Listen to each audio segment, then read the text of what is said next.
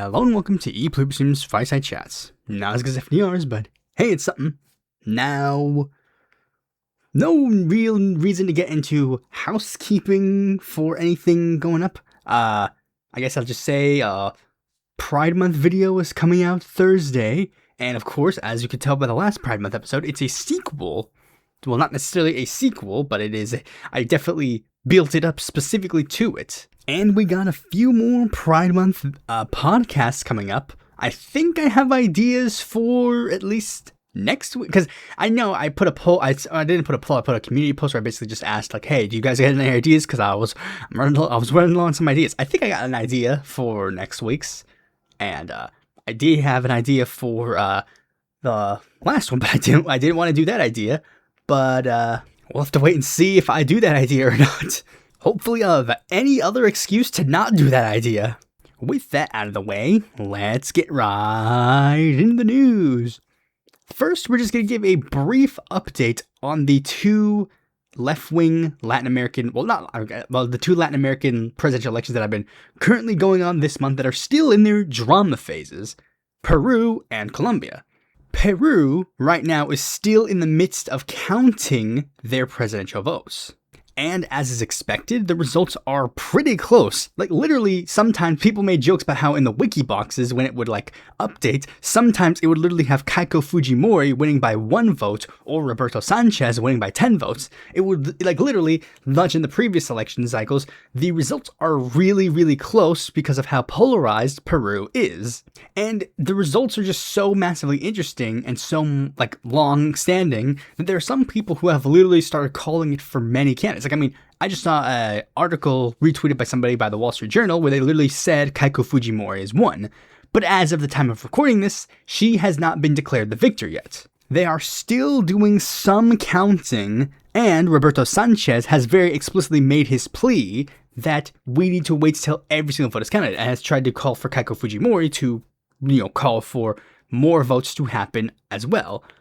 But surprisingly, she has not made those claims, because, obviously, she would benefit if those votes are not counted. And there's even controversy because some people are pointing out the fact that in the more indigenous communities of Peru, that the people, the Peruvian indigenous people in those communities, they literally were there is no way Keiko Fujimori can win. So if she is declared the winner, the elections are obviously legitimate, and we're going to start, doing bad things.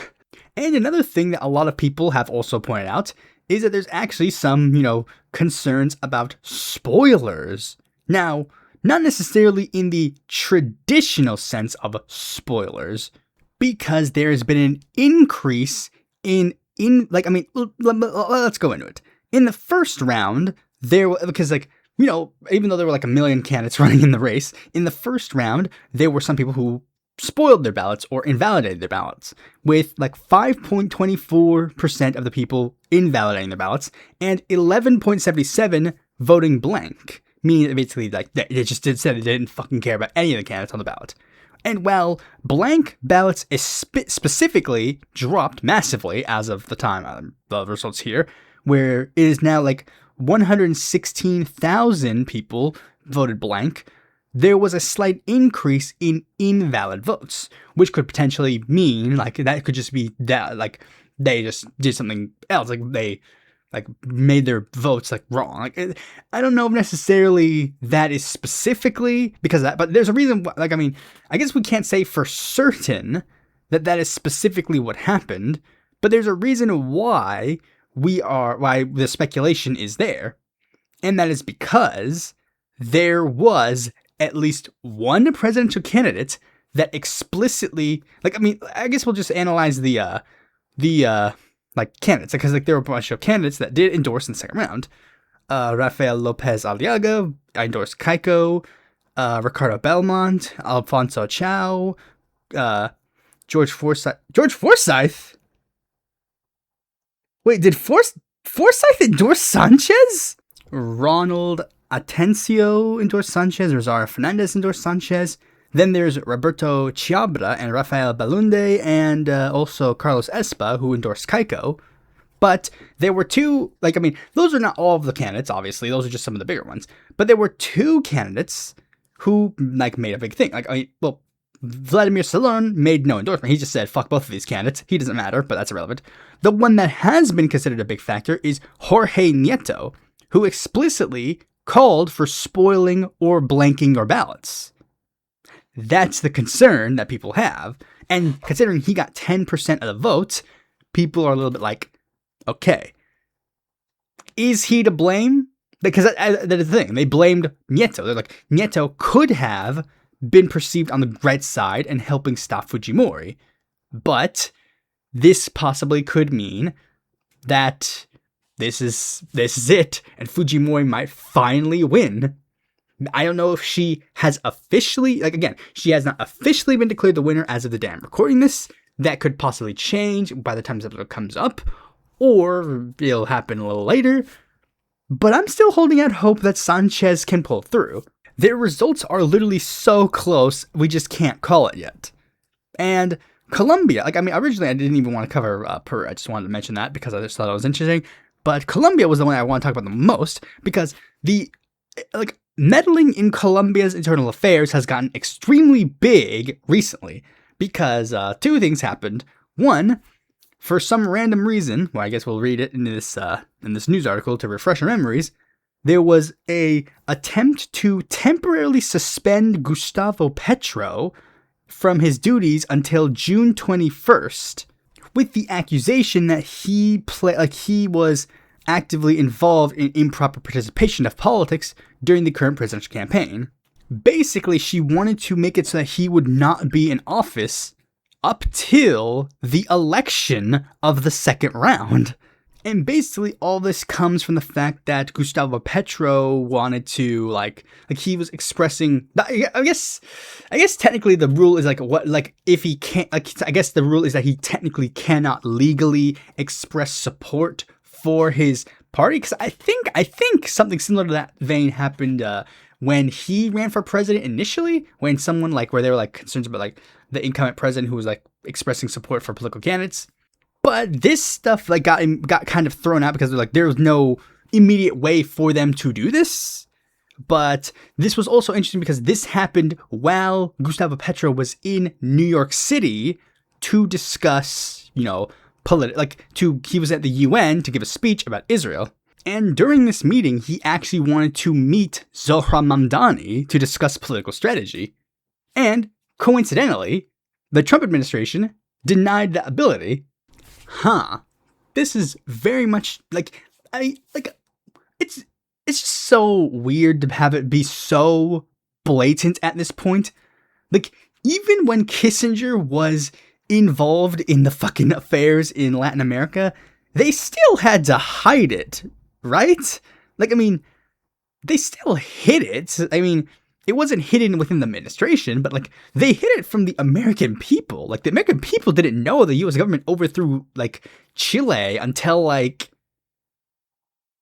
when would that have been classified? I don't know, but you get my point. They didn't know that did they? I could be wrong. Someone could post in the comments oh, actually the American people didn't know that the U.S. was involved. Maybe they figured out the second that Augusto Pinochet started becoming friendly to the United States. But yeah. Again, I can't, you know what I'm going to say, so I'm not going to say it, but you get what I'm saying.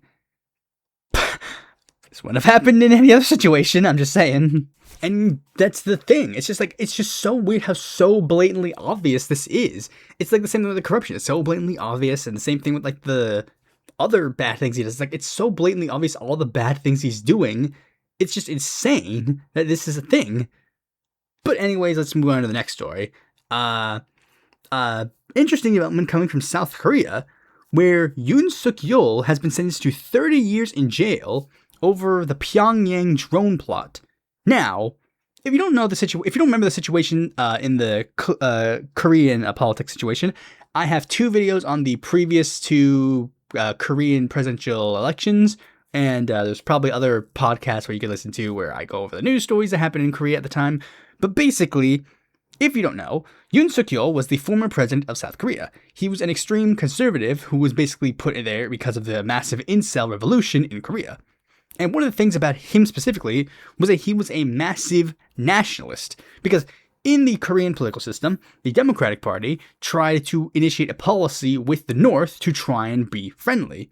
And at one point, the policy actually even floated the idea of possible Korean reunification. I am very interested to see what a possible reunified Korea would look like, because that would obviously be a massive political change for both sides of the aisle in a lot of aspects. And due to the tensions in regards to the North and South, there's obviously many different issues in regards to both the North and South's policies in regards to that. And one of the big ones is basically the idea that there is impending danger coming from either side of the ship. I do not particularly know if North Korea has a lot of problems in regards to the South necessarily, because, they have a lot of nukes, but the South, especially the right-wing Koreans, nationalists in the South, have a massive anti-North Korean policies, and they have basically been trying to stoke another Korean war for a long period of time. That was actually one of the main controversies that the left-leaning Democratic Party was basically trying to advocate for against Yoon Suk-Yeol, especially when they gained more power in their legislature. They were concerned that he was going to try and initiate a war with the North, and then he would use that policy to try and initiate martial law in Korea. And one thing that happened was that there was a rise in drones that he was sending to Pyongyang in October of 2024, which happened to coincide with the martial law thing. And according to Yoon Suk-Yeol, he's tried to deny this by claiming that, no. What I was actually trying to do was I was trying to negate balloons stuffed with rubbish from that the North was sending us. But then that immediately went out the window when he tried to do the martial law and claimed that the entirety of the South Korean left was full of communists. So can't really you can't really do that. But yeah, I just find it fascinating. I just wanted to look at this again. Let's just be happy for the South Koreans. When their guy tried to overthrow the government, they put him in jail. Same thing with Brazil. But America, that's apparently too difficult of a task. Speaking of America, we're now going to transition from foreign news to domestic news by talking about a very interesting development that just got released, where an Israeli firm named Blackcore was suspected of meddling in many elections around the world. Basically, here's what happened. In March, France held a bunch of local elections, and when they held the local elections, the French disinformation detection service, Viginum, basically their task is to look through election misinformation, because that's a big thing that's been going on, obviously, since 2016.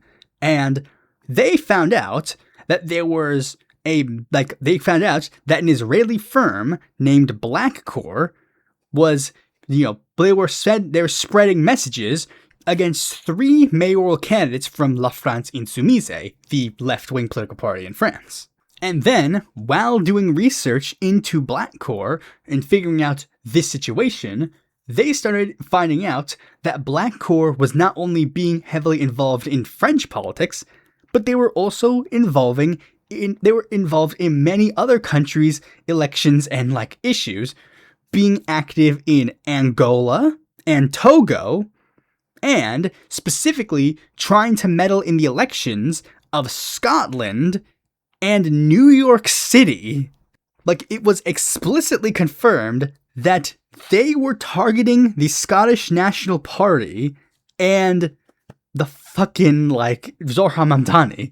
And the French, organization here tried to, figure out, hey, they figured out that an Israeli-based firm was doing all this, but they were trying to figure out the next piece. Who paid them off, and who are they doing this on the behalf of? And they sent a letter to the Israeli, embassy in Paris, just to be yo, guys, we're doing an investigation here. We need your help with this. And the Israeli office said, okay, yes, we're going to help with the investigation. But interesting factoid, when they sent the letter, now this organization's website, literally, it says right here, before scrubbing its online presence following inquiries from Reuters, Blackcore described itself as an elite influence cyber and technology company built for the modern era of information warfare. it said it provided governments and political campaigns with cutting-edge strategies, advanced tools, and robust security to shape narratives. Again, I need to re-emphasize this point. Before scrubbing its online presence after being investigated by Reuters. Huh. Interesting. So, French government sends letter to Israeli embassy questioning about a foreign election interference bot that was related to their nation, and magically, it disappears after they figured it out. Huh. I wonder who the hell paid off Blackcore. Oh boy. Like, bro, it's sad that the fucking neo-Nazis are getting, like, so much fucking ammo for all of their fucking shit. Like, bro, if I wrote this in a fucking, like TV show or movie or a book, you guys would say, come on, dude, that's a little too on the nose. It's a little too, you'd insult me and say that I'm, like, crazy or, like, an anti-Semitic conspiracy theorist, and then it's like, bro, why? Why does this shit keep happening? I know why it happens. Because I guess we should just play a hypothetical where it's like, I've said this like a lot of times, but I've said this a bit before when I talk about like the thing where it's like, unfortunately, the thing is like Israel knows they can do some of the shady things that people claim are like conspiracy theories now because they have the shield of, you can't say that, it's anti-Semitic. It has nothing to do with them specifically being part of that religious ethnic group. It has everything to do with the fact that that group has already been smeared in that aspect, and then now it's like, oh, we get a free pass now. It's the equivalent of if a Mexican did all of the Mexican stereotypes because they knew if someone called them out for that, they could just say, oh, you're just being racist against Mexicans. Like, it's just so weird that this happens, and it keeps happening over and over and over again, and that Israel has just gotten full mask off in regards to a lot of these issues. It only adds fuel to the fire of anti-Semitism, which they obviously don't care about because it's just a circular cycle. Like, the more anti-Semites they breed, the more they can claim that they're oppressed, and the more that they can do evil shit. It's sad, and of course, unfortunately, this is also going to lead to a lot of, like, Jewish people specifically getting caught in the crossfire, alongside the thousands, if not millions, of dead Palestinians that have been murdered. Alright, now let's move on to the next news story, and it's, sadly, a 2028 horse race thing. So, the fact that there is a 2028 horse race does give me slight hope that maybe democracy will survive in these next couple of years, and that things will actually move forward. Downside is who is being actively part of this process. And it is the fact that Greg Bovino is apparently exploring a 2028 White House run. The former Border Patrol Commander-in-Chief, who became the fall guy after failing the fucking Minnesota issue, like after failing that Minnesota thing, after murdering 2 people, he is going to launch this bid. And one of the big things about this 2028 bid is that, like, this is the fact about Bovino's bid. If you just look at his fucking website, everybody, like, I mean, this was pointed out on our campaigns, but if you go to his website, bovino2028.com, he's just full on mask off. Like, he's just unequivocally, because, like, I knew this was probably would happen. Like, I mean, the 2028 cycle is obviously going to, like, if the 2028 cycle is, like, a fully, truly, like, election cycle, it's just going to very clearly show how, like, the GOP is going to be. And Bovino, if you go to his website, he just has a picture of himself literally wearing a coat that was accused of being a Nazi coat. And he's, like, clearly it's giving off that, even if it's not specifically a Nazi-style memorabilia, you can clearly tell the style it's giving off. It is the style of, like, a right-wing reactionary movement. His slogan is literally "Men Fight Back." Bovino knows what America needs, America's men. Listen to this little garbage thing where it's like following he calls himself the commander, clearly, obviously, of course, also being heavily, like, fascistic. He talks about how they're the America as a whole has fallen to the grasp of the foreign global one world hellscape ushered in by Barack Hussein Obama. However, we believe that the commander can not only usher in the Great Restoration of America, but also cement the continuity of a strong and sovereign United States that will last a millennia. He wants to create the Department of Traditional Families and Holistic Living. His first piece of agenda is literally making animal cruelty a penalty as the equivalent of harming a human being, explicitly calling for mass remigration, a Department of Youth Masculinity, Bovino is very clearly I actually think I said this in the aftermath of after 2020, where I was like, after 2020, that would happen after Trump left the first time, but I guess it's just skipped all the way to 2028, where again, if their democracy is still a thing, we're going to have the GOP have an existential crisis over how to move forward without Trump. Without Trump as the unifying figure, how are they going to move forward?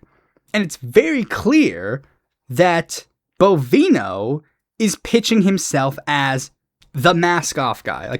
He's very explicitly, abundantly clear. He's the mask-off guy. I'm sure he'll still try to deny it, but if he actually, because this is an exploratory to me, he hasn't officially announced a presidential bid yet. But if he actually continues, he's very clearly made it abundantly clear that he's going to be the mask-off guy. I need to speculate. How would the fucking 2028 bids work? I'm trying to figure out, because very clearly the heir apparent to Donald Trump would be currently Marco Rubio, because J.D. Vance, his ship has sailed, but Greg Bovino is obviously going to be the fucking Nazi. I'm trying to figure out. Massey's obviously trying to pitch himself as a 2028 torchbearer, but he's not going to make it that far, if at all. I guess we have to wait on that, because it's still not 2028. We have to still wait and see if 2026 is not rigged against us, and we don't have to, But speaking of, let's talk about another news story, and this is a LGBTQ related news story, and it's a pretty tragic one, but it's also an interesting one, because it's very interesting to hear. Okay, so a trans woman is facing a felony trial after drawing a firearm during an anti-LGBTQ attack. They say it's alleged, it's not alleged.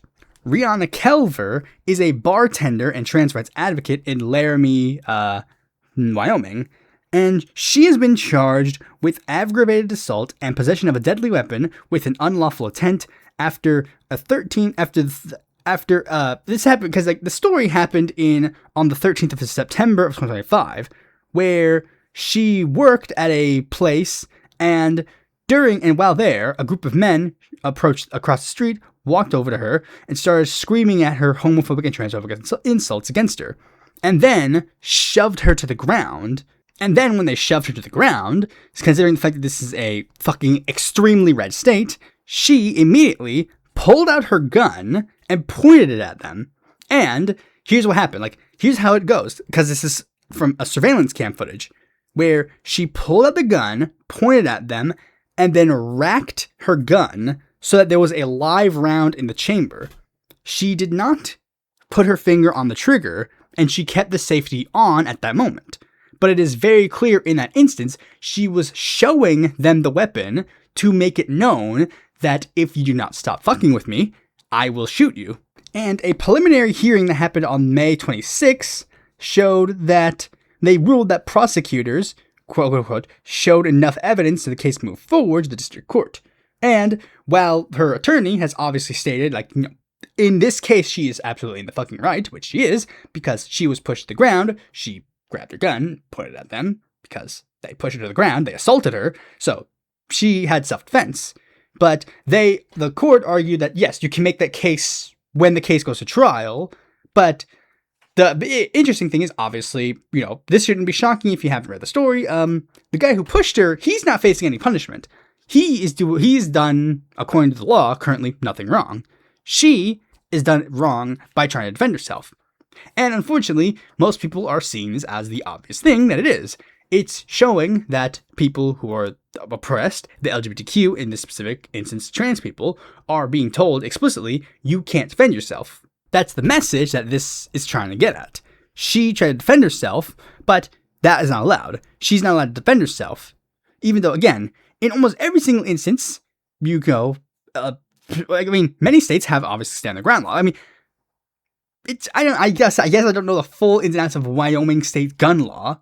And I think the one aspect that people have to, I guess, work against her is the fact that she cocked her weapon to put a live round in the chamber. That's, I guess, the technical thing that would be an issue.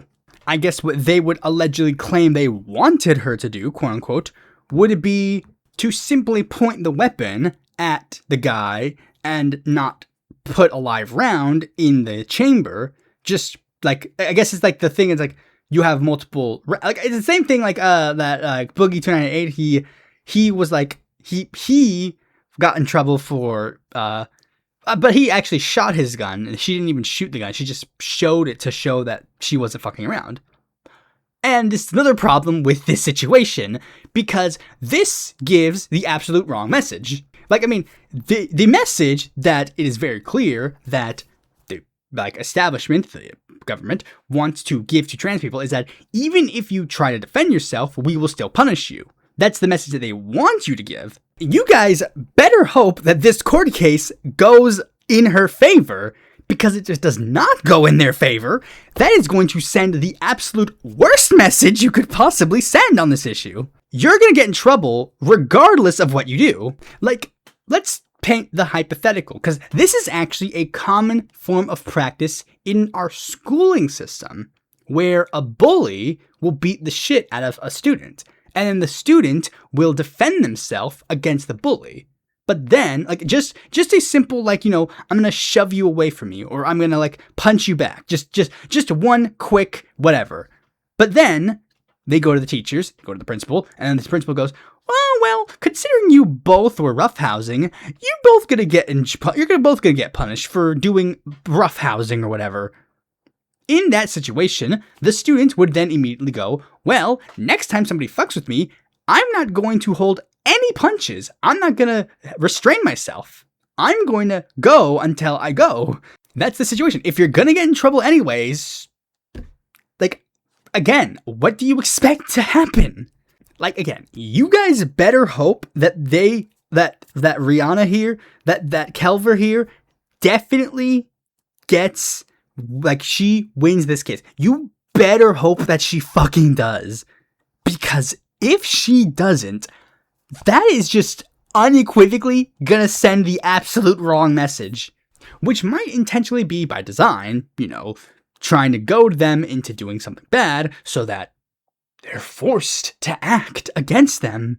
But I guess this should serve as a valuable lesson to the trans people who might watch this video who are living in America or in any part of the world that, you know, I know one of you lives in Canada, so I don't know. I think your gun laws are like bad, but I'm just saying, like, American trans people in my audience, maybe do a little studying up on your local gun laws so that you can prevent a situation like this from happening to you. You know, just in case. Again, purely for self-defense. With that out of the way, let's move on to the main topic of this video.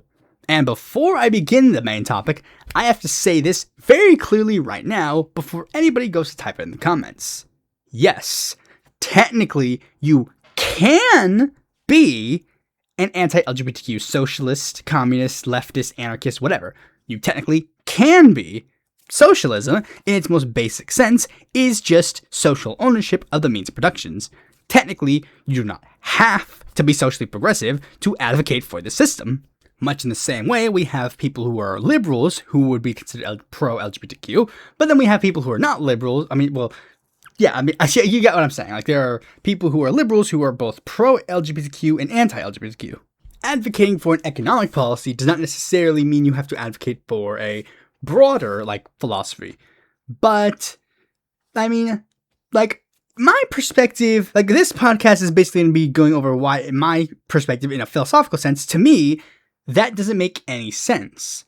Now, because, again, let's reiterate, socialism is technically just an economic philosophy. That is technically what it is. It's just purely an economic philosophy. Technically. But of course, there are many other socialistic policies that are obviously, we just gotta say it right here, right now. Like, I mean, clearly there can be obvious contradictions in many people's socialist thoughts. I mean, some people might even argue that I would be vindicative of some of those contradictions to an extent. Like, for example, there are a lot of Israeli socialists, and a lot of the Israeli socialists who advocate for, allegedly they advocate for anti-imperialism. Magically, they somehow forgot the imperialism that they themselves participated in. But let's just go over why I personally think that being an anti-LGBTQ socialist, leftist, communist, whatever, doesn't make sense to me. And the first element comes from my video that I made last year describing my specific interpretation of socialism. But I guess technically it's more what my specific political ideology is broadly. I guess technically what I said in that video does not necessarily mean socialism. I basically, believe what I believe, and it just so happens that some of the beliefs that I have, are socialist, that align with socialist ideas. But I guess there's some elements that you could say don't necessarily neatly fit into socialism, obviously. But my underlying thesis that led me to the path of socialism is the simple idea of, if we see someone struggling, we should help them. I genuinely believe that overall, we should do things that help people and not hurt them. I believe that helping is better than hurting. And in that purview, in regards to economic policy, of course, that leads to more socialistic policies. I believe that we should give people money, if need be, to meet their needs, or better yet, just give them the needs that they need to survive, healthcare, housing, food, etc. And in a social sense, that would of course be breaking down unnecessary barriers of things that hinder people's social happiness. If they are trans, provide them with the means to transition. If they are gay, advocate for a society that openly accepts gay people, that kind of stuff. And to me, it just seems like a natural connection that people who advocate for the upheaval of the current political system as it exists would advocate against the reactionary elements that are currently in charge of the world. That makes sense, rather than embracing those reactionary elements in some capacity. How can you claim that you are some kind of revolutionary of you want to liberate the world of blah blah blah? You want to liberate the world. How can you claim to be some revolutionary liberator and then advocate for a system that would literally leave people behind? Objectively, you can't do a system where it's I will advocate for having so that every single worker has their needs met, except for the trans workers. They get nothing. I guess, again, I gotta reiterate this. Technically, you can. Well, I understand there are contradictions that can happen in the system. The American Revolution called for freedom, minus the slaves, and to focus specifically on left-wingers and socialists. Fidel Castro, in the aftermath of the Cuban Revolution, stated, quote, "No homosexual could ever embody the conditions and requirements of conduct that would enable us to consider him a true revolutionary," and enacted state-sanctioned homophobia. Clearly, you can do that. That is a thing you can do. Granted, of course, Fidel Castro would get better in the 80s and beyond, even acknowledging, yep, those fucking reactionary policies, that was fucking stupid. Why did I do that? That really was a terrible idea in a lot of ways. Because if you don't know the situation about that, basically he did that, and then that basically led to gay people to start being anti-Castro. But then, that would then lead to Castro to be vindicated in his previous policies. It would be a self-fulfilling prophecy. And he literally acknowledged that later and was just yeah, that was a fucking stupid idea. I don't know why I fucking did that. That was stupid. And I should have done something different. Because again, if you change the system and, were actually good to the gay people, maybe, they would have been advocates for your cause. The Communist Party became very actively involved in the African American causes that were going on at the time period, and, shockingly, African Americans, in turn, became rapidly involved in the communist movement. But just acknowledging the fact that Fidel Castro got better does not mean we don't have to acknowledge that that didn't happen at all. Much in the same way we can't pretend that there haven't been other left-wing movements that haven't also done that thing where it's we advocate for this, but then somehow that magically forgets certain other aspects of the movements. I put Victor Berger as one of my quote-unquote inspirations due to his sewer socialist experiment, but we have to acknowledge that Victor Berger was a white supremacist who was fucking stupid when it came to that issue. I think in the House of Representatives he was at least favorable to certain policies, but Victor Berger was still an avowed white supremacist. The Working Men's Party of California was an alleged socialist party that was super anti-Chinese. Obviously, Joseph Stalin hated a lot of minority groups. But, again, the thing is, like, this is the thing. Like, we have all those things, but we have to also point out the fact that, like people will point to those sort of elements as, like, an example of that. Like, yeah, you see, you clearly can do it. But more successful socialist experiments or socialist ideals or ideologues do understand that intersectionality in that aspect is important. The struggle of one oppressed group is the struggle of all the oppressed groups.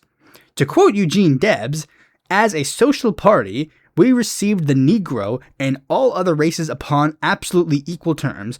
We are the party of the working class, the whole working class, and we will not suffer ourselves to be divided by any specious appeal to race prejudice, and if we could be coaxed or driven from straight road, we will be lost in the wilderness and ought to perish there, for we shall no longer be a socialist party. Yeah, while Victor was a little cringe, Des was more supportive of African Americans. Albeit again, not perfect, and we'll touch on that in a little bit later. And while Stalin was pretty evil in his oppression of the gay Soviets, previous leader Lenin literally repealed every single law that was against homosexuality. Now, I know there was also, like, in the Soviet Union, there was elements of controversy. Like, I mean, there was, like, some specific elements of, like, interpersonal, like, things that happened. But, yeah, broadly, he was more accepting of the LGBT community than other people. Like, again, like, it was more of, like, because he understood, again, we need to massive social upheaval of the system of Russia that existed at the time period. And even if it was just a byproduct of wanting to do a massive upheaval in regards to the socialist issue, gay rights also happen to be part of the struggle. Like, again, you can't just, if you want to be a true revolutionary, you have to uproot not everything, but, like, to be a revolutionary and you want to really revolutionize or reform the system, you can't just go, okay, we'll leave the anti-gay laws, but we're going to repeal all the other laws that currently exist in Tsarist Russia. But when it comes to, like, the anti-LGBTQ socialist movements, quote unquote, like, there's another thing you could also say, like, you know, the past is a little different. You know, obviously, if we go to the past and look at every single socialist experiment or every single socialist movement or every single socialist guy, they're going to say something bad and they're going to say something wrong, and it's the same thing with every single political figure. I mean, remember, America, like, all of the presidents for, I forget the exact number, but it's like, of the, like, first 14 presidents, all but 2 owned people. Woodrow Wilson literally was the last president to own a human being as property. But we can still praise them for some of the good things that they have done. I mean, granted, if you're a leftist at this point, you're probably not necessarily in favor of a lot of the things they did. But again, if they did do good things, you can go, okay, they did a good job. Pat on the back. They did that cringe thing that one time. L plus ratio. It's a similar thing to, like, the thing I said in that video of, like, my political philosophy. I included 25 political figures. And if you wanted to give me a critique, if you wanted to say, hey, if you wanted to go in the comment section of that video and say, give me a criticism of every single one of those figures that you put on there, I would gladly give you them, because no figure that I admire is infallible. In fact, I might actually just do that anyways, just post in the comment section of that video, here are my criticisms of many of these figures in question. I think only one of them would actually, I'm trying to figure it out. I guess that'll be an experiment for when I do that. How many of them will get out unscathed? But I don't think any of them will, but, you know, there's a possibility. But, like, that's the thing. It's like, all the I mean, we can acknowledge, like, people in the past do bad things, but we're now in the 21st century. At this point, there's kind of no excuse. Like, I mean, anti-LGBTQ socialist movements, quote unquote, that remain today, simply just do the reactionary politics of the right, but with a hammer and sickle. And for lack of a better term, they basically just do red fascism. Red fascism is a term that I guess is slightly controversial, but like red fascism, for those who don't know, is a term that is usually used derisively by certain subsections of the left to refer to either communist movements broadly or specific sections of the communist movement who do things that similarly mimic the fascist movement. Like, my understanding of the term's origination was with Norman Thomas, where he criticized the Communist Party at the time period, where he said, whatever communism was is now red fascism. You could argue that he was being a bit hyperbolic in that sense. He was, of course, a very massive anti-Stalinist, which is good, but I don't know. I mean, we have to look at the specific time period. But like, you get the perspective. There are some at this point we should just call certain subsections of the left red fascists because that's what they are. They're not communists. They're not socialists. They're not that. They're just red fascists. I should probably make a video specifically about the term red fascism because that would be interesting to me. Like, I mean, not to. I guess I will name names because I don't fucking care. Jackson Hinkle's fake MAGA communist movement. They literally just take the MAGA point of view on trans people and just regurgitate that. I guess not even leftistly, because they don't even call themselves leftists. They go like, Marxism is beyond leftism, which is like, very interesting. Almost like you're trying to do a third position. Interesting. But again, every time people find that video, they always say it's cringe, even though they can't say what's wrong with that video. But another example, very recently that I wanted to include in this, is when in Senegal, there was a ruling, like the ruling African Patriots of Senegal for Work Ethics and Fraternity Party, or PASTEF, passed a law saying that homosexuality would now carry a 10-year prison sentence, and went on to state, quote, there is a kind of tyranny. There are 8 billion human beings in the world, but there is a small nucleus called the West, which, because it has the resources and controls the media, wants to impose it, referring to homosexuality, on the rest of the world, which is just an exemplification of the Western degeneracy analysis that comes from that thinking, mostly done via mass, like diehard second campus, quote-unquote leftists that unironically support Russia, despite it not helping socialism in the slightest. Again, just red fascists. But it's like it just aligns with the right-wing establishment's views on those issues. But again, just painting it with a specific, it's actually the West's fault, or it's actually capitalism, or blah, blah, blah, blah, blah. There's a similar analysis that I got from a documentary series called Global Anti-Semitism, which I've seen a little bit ago, and I probably should watch it again, because even at the time, I knew that the documentary was kind of, it wasn't the best. It was very clearly like a think tank of I could be wrong, but I think Alan Dershowitz is a member of the people who were talking in the documentary. It's basically a 4-part miniseries that goes over anti-Semitism in various factions of the world. First episode was the Middle East. The second episode was, I think the UK. Third episode was USA. And the fourth episode was Canada. And it basically just goes over, anti-Semitism in all 4 of those areas. When they, this is the thing, when it goes to the USA, of course, magically the whole thing shifts and it starts talking a lot more about the Palestine issue, and I think they explicitly have Medea Benjamin in there, but they also do call out some good aspects about not necessarily they call out Kenneth O'Keefe, who's that fucking neo-Nazi guy. And they bring up the fact that he somehow gets invited to Code Pink conferences because, he was on the Freedom Flotilla that one time, but also he's a fucking massive anti-Semite. And an overt, white supremacist. The dude is a fucking, massive, cringe guy. But they also, of course, obviously they include, left-wingers who are pro-Palestine. Oh, interesting. They don't bring up, but again, I wouldn't take everything that the documentary says at face value, but it's just an interesting documentary. And the reason why I bring it up is specifically because of this aspect of the analysis when they talk about anti-Semitism in the USSR versus anti-Semitism in the USA, where they both had an anti-Semitism problem, but the way both sides came about it came from completely separate sides of the aisle. The exact quote, if I remember correctly, is, in the West, Jews were communists.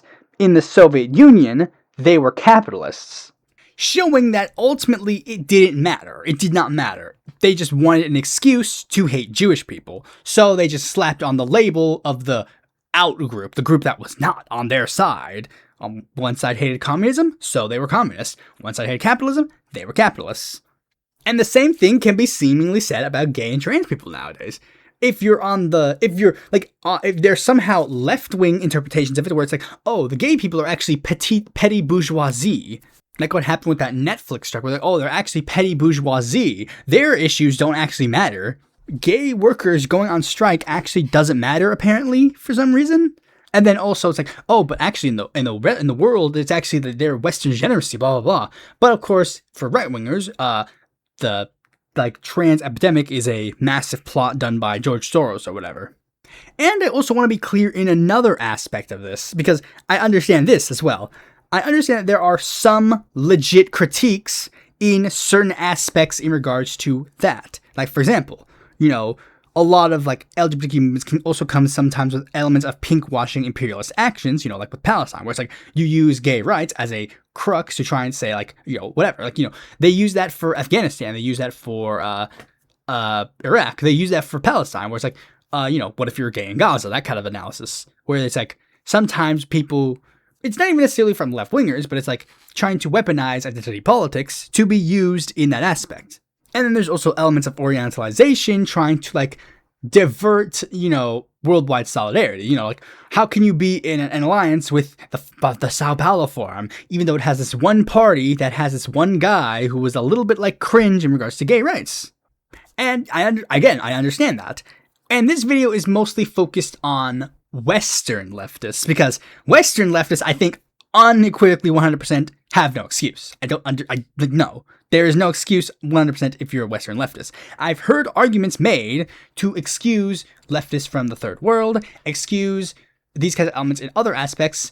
I don't necessarily believe all those criticisms are valid, because I'll give a little bit of a hot take, or not even, I don't even know if it's a hot take, whatever, but I'll just give a brief understanding on this. I understand the critiques. I fully understand it. I also believe that these places should start advocating for these rights. Yes, I fully understand that the situation of Peru, Peru has a choice of an anti-gay leftist versus a literal, daughter of a fascist dictator. And in that particular situation, maybe, hypothetically, having that specific, situation where Roberto Sanchez wins over Keiko Fujimori, we can probably prioritize that over specifically griping over the fact that he is anti-gay. And of course, I say this in the element, I also understand, I'm saying this because I do not directly have, I have no direct issue with what is happening in Peru at the moment. I am perfectly, again, it's also I also understand that, because it's I also understand the contradiction that I have with that, where it's I sold out some other aspects of my philosophy for supporting a person who was pro the gays, but was also anti a lot of the other things that I was in favor of. I understand that there's contradictions in that element. I understand that. But I believe regardless, both places, there should be advocates for a pro-LGBTQ socialism. There should be that kind of stuff. And I believe that the gay rights movement in Peru and all these other third world countries and all the other first world countries should be louder, more open, more vocal. I made an example of that in my pink tab here, where it's I acknowledge that, yes, Rafael Correa was not necessarily quote-unquote good on gay rights because he was not in favor of gay marriage. But he also at least understood that there was issues that needed to be addressed and tried to address them in a small way. I believe that people need to take the steps to make these places better. But I also am not going to you know what I mean. You know what I mean. But of course, again, there's other situations where it's I'm not going to be as charitable. The second one MP in the UK started saying transphobic stuff, it's bye. Cringe, go away, you're gone now. Because, yeah, in UK, very different. They're no, you got no excuse if you're in the fucking UK or the United States. But I still have reservations when it comes to anti-LGBTQ leftists in regards to other things. I guess I'll say it. I, at one point, said that PASTEF seemed like a good party and would be a good policy or would be a good president. Sure enough, they just signed this massive anti-gay bill, so clearly that didn't work out.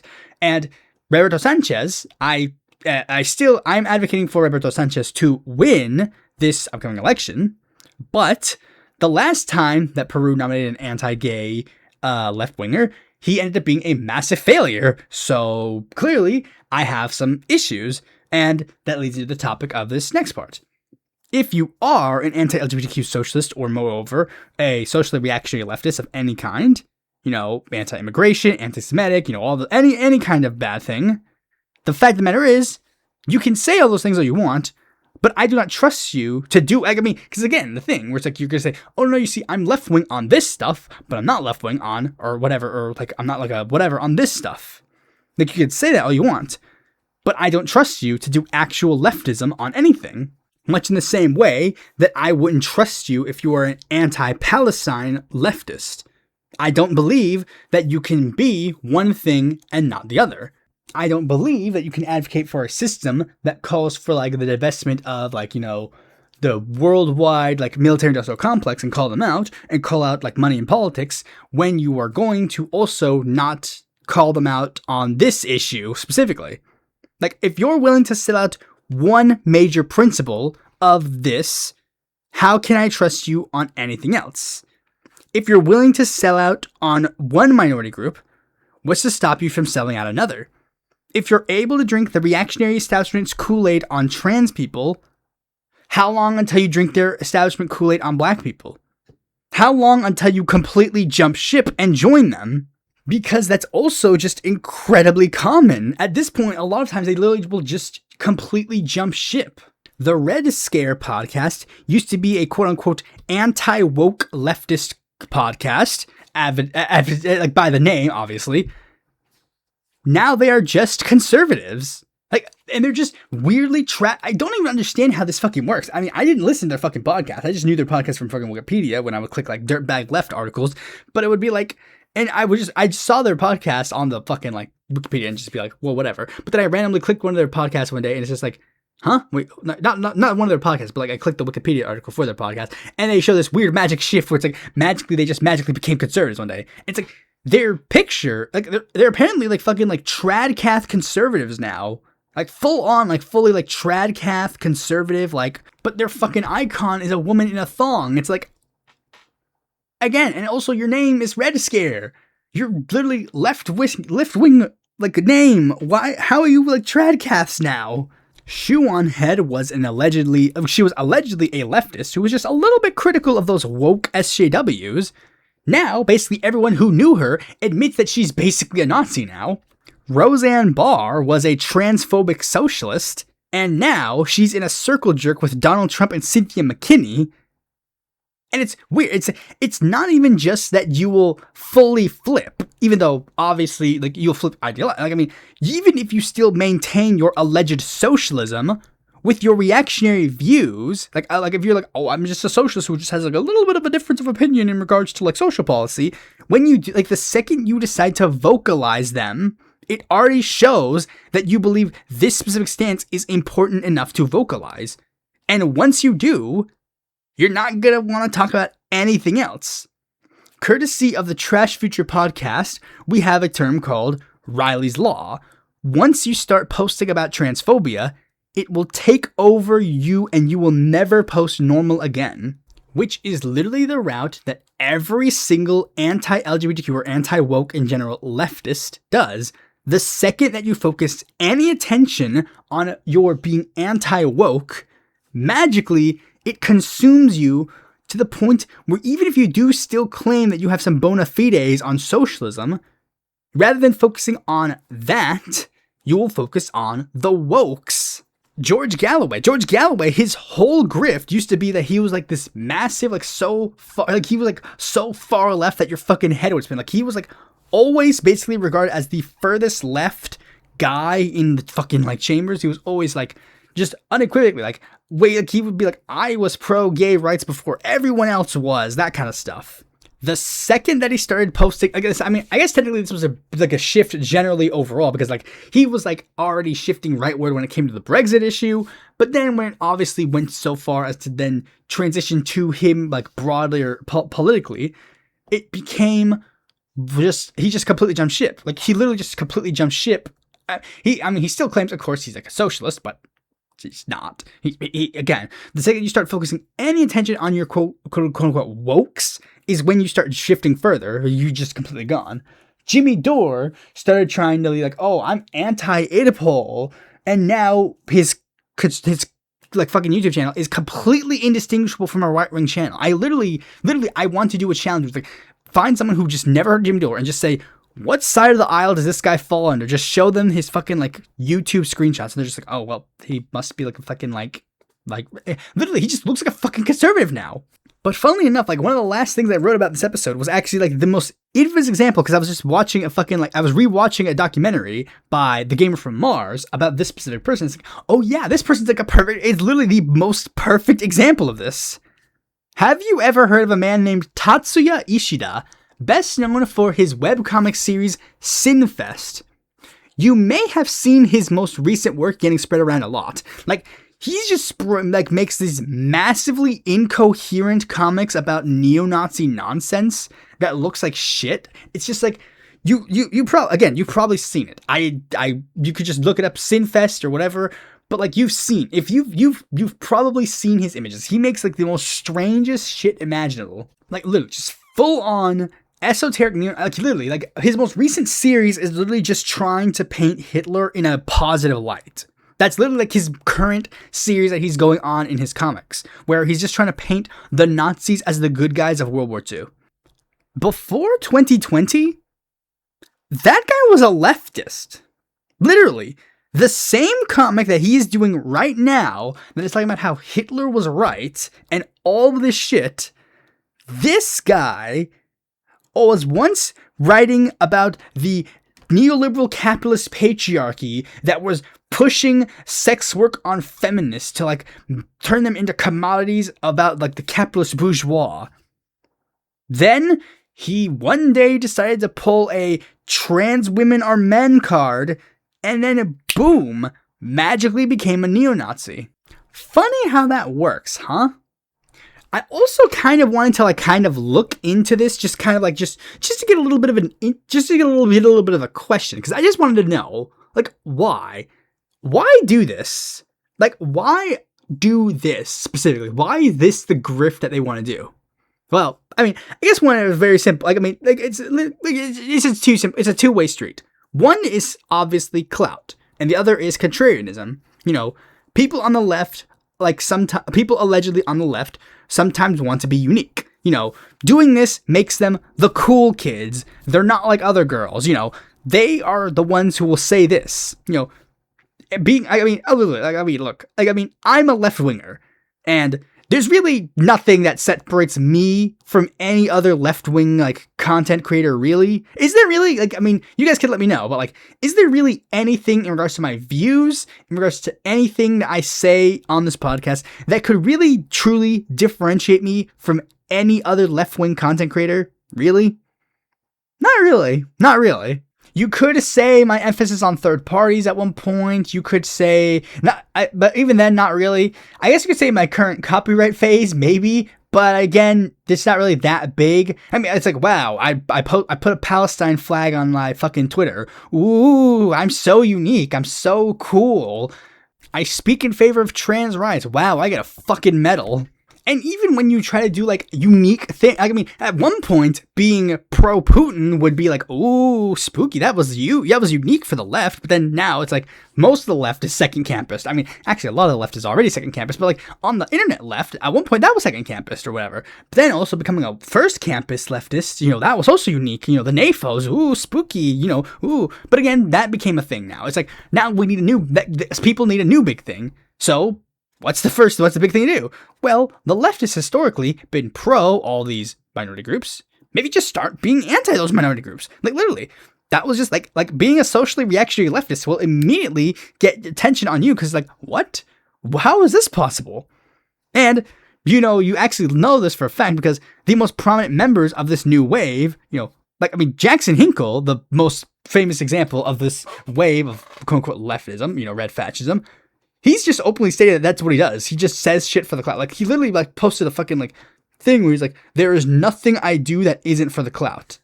As I mentioned before, George Galloway has always wanted to be the special little snowflake among the British left. And to continue on with his pretending to be Muslim grift, he started randomly becoming socially reactionary, despite literally at one point getting a Pride Award for his support for LGBTQ rights. It gets you clicks, it gets you views. That's a fact, literally, just objective fact. We see that there's so much money and so much advocacy for being pro-Trump and being pro-that. So, of course, that's the grift. That's why Jackson Hinkle became a MAGA communist, because that way he gets all the clicks and views from being pro-Trump. But he has to keep the audience there, so he still has to pretend to be pro-Trump on regards to like their action on the LGBTQ stance. Although granted, me using these two as an example is probably not the best one, because these two have a third reason to why they do this, and it's because of the fact that they're both feds, and American feds and Russian feds. They're friends with the LaRouche movement. They were literally like the LaRouche movement was literally paid off by the CIA to physically attack members of leftist groups in an operation called Operation Mop-Up. Hinkle was literally palling around with Trump cabinet member Tulsi Gabbard. Both are members of the Sovinterm, the Putin-led left international, quote-unquote. And despite the Trump and Biden administration spending a lot of time going after pro-Palestinian groups and figures based on baseless and loose accusations of being, tied to, quote-unquote, terrorism, Jackson Hinkle can literally give a public speech to the Houthis, and yet somehow magically there's no calls for him to be arrested at any point whatsoever. But Hinkle's in Russia. Well, his buddy Haas isn't, and literally all of the people of the American Communist Party, quote-unquote, the fake red fascist party, they are literally all actively involved in these processes, and they always conveniently manage to show up, they conveniently managed to show up in Venezuela, like the week before Venezuela gets, Nicolas Maduro gets arrested. They conveniently show up at the Houthis' place and then leave cities immediately before they get bombed, and then immediately go back to those cities to make propaganda videos about how, the United States, blah, blah, blah. I'm just saying, there's no scenario where Hassan gets a subpoena and they don't, unless there's a very explicit reason for that. But that's beside the point. The other reason kind of touches upon what I talked about last week with the internal drama of the selling out of the LGBTQ movement from within the LGBTQ movement. The idea if we sell out these gays, then maybe they'll listen to the rest of the stuff that we have to say, because, we gave them a concession, now it's time for them to give us a concession. Which, of course, as I stated in last week's episode, never works. Not just in the oppressed group sense, but also in a literal, practical sense. If we just know objectively, there's a thing we've all objectively stated for a million years. The Democratic Party has been punching left since Roosevelt, even during his term to an extent, and sure enough, what's been the one main attack against the Democrats since 1948? That they're communists. Truman kicked the communists out of the New Deal coalition? He's a communist. Kennedy was a Cold War hawk? He's a communist. LBJ bombed Vietnam? Communist. Obama bailed out the banks? Communist. Kamala supported Israel? Communist. Same goes for other leftists, like the actual leftists, like actual real leftists. Pedro Castillo tried to sell out the gay people in order to appeal to the Fujimorists. That didn't matter. They still impeached him. In any sense of the word, the reactionaries hate us all of the time. No matter how much you try to appeal to them, you are the enemy. Being an anti-gay socialist won't change that perspective. Fascists hate leftists. They will always hate leftists. And if there's ever a situation where you end up getting in their circles with them and they don't attack you, there's a reason for that. You're one of them now. You are no longer a threat to them. You are a fascist lapdog, and they keep the leash on tight. But there's also a hidden third category, apparently, in regards to this topic, and it's quote-unquote allies. By virtue of not being an active part of the group facing the struggle, they just might not understand the struggle and at best be, just a little confused, but at worst, sometimes they become an actual detriment. Let's just get a little bit into the point. Sometimes the train of thought gets a little messy when it comes to the notes. The point of intersectionality is to try and build an understanding by showing all of these things are interconnected. building broad coalitions that can help each other understand each other's problems. If you're a white leftist, you might not understand the problems black leftists face, or black people in general face. So building an intersectional coalition with black leftists will help you understand their issues. But there's always a limit that to a lot of allies that, it does sometimes get reached. I brought up earlier Eugene Debs as a contrast to Victor Berger, but if you remember, I mentioned that he wasn't perfect either. See, I quoted a Debs speech where he was saying a lot of nice things about African Americans. Let's talk about this other part of the speech that that I didn't talk about. In capitalism, the Negro question is a grave one, and will grow more threatening as the contradictions and complications of a capitalist society multiply. But this need not worry us. Let them settle the Negro question in their way if they can. We have nothing to do with it, for that is their fight. Ooh, yeah.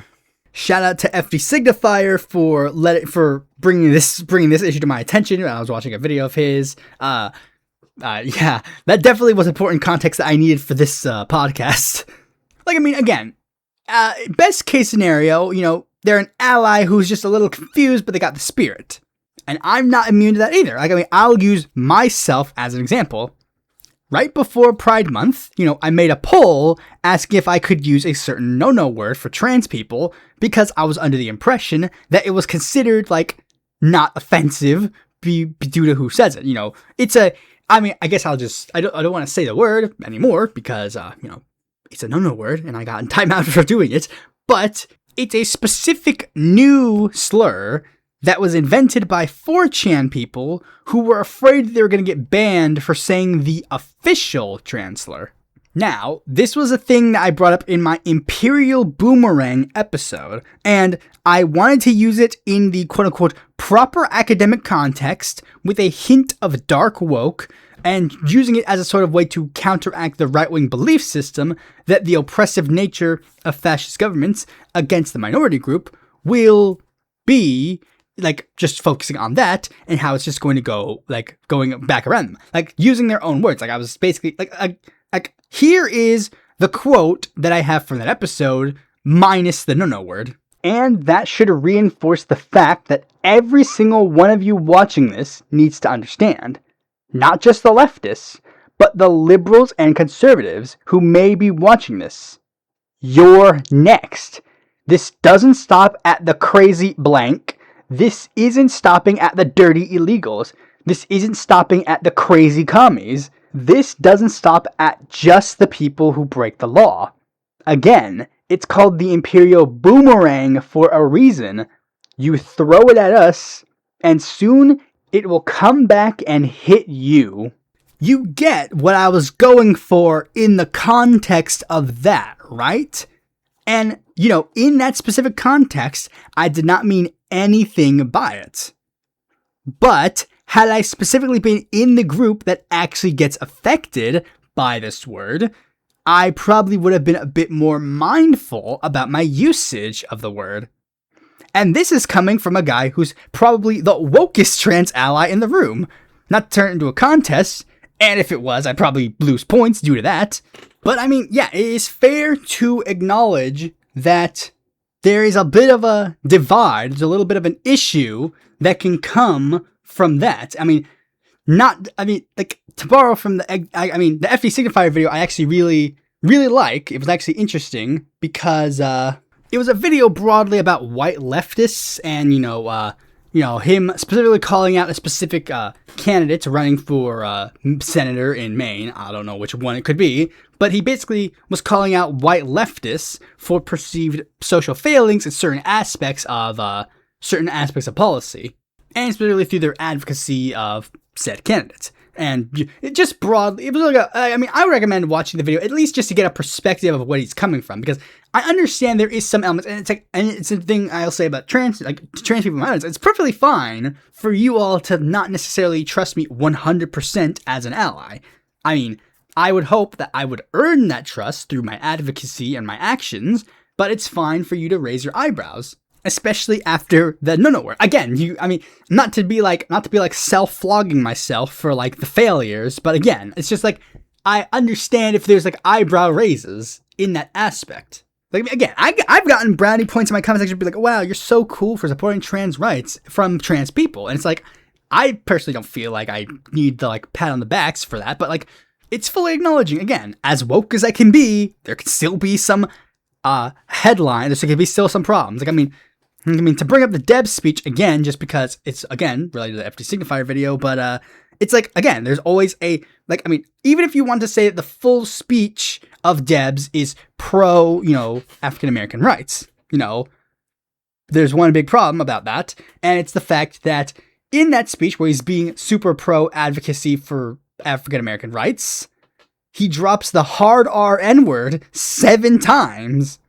And while yes, in the context of that situation, he didn't mean anything by it. I mean, I looked at those meanings. He was meaning it purely in a, like, just sense of the word. But again, the fact that he was just throwing that word around very comfortably was a little bit of a problem in the first place, and definitely shows a major blind spot in this part. And that happens with a lot of other allies in regards to, like, other aspects. I originally wanted to go on this big rant about a specific person that really pissed me off in regards to, like, this element. But I mean, after my own public flogging earlier, I guess I can't really be one to talk. If you want to drag it out of me in the comment section, by all means, you can let me know. I might even unblock this specific person because, they know who they are. They know who they are. And it shows their obvious blind spots because they very clearly are not even part of the LGBTQ movement broadly. Meanwhile, my fault is purely on just the T part of the movement because I am not T. So yeah, hot take, being an anti-LGBTQ leftist is non-existent. Hopefully I debunked the notion that that is a thing that you can be. So yeah, thanks for watching this video. Be sure to like, comment, share, subscribe, and click that bell to find a future video of mine comes out. And if you need more content from me, consider supporting me on Patreon.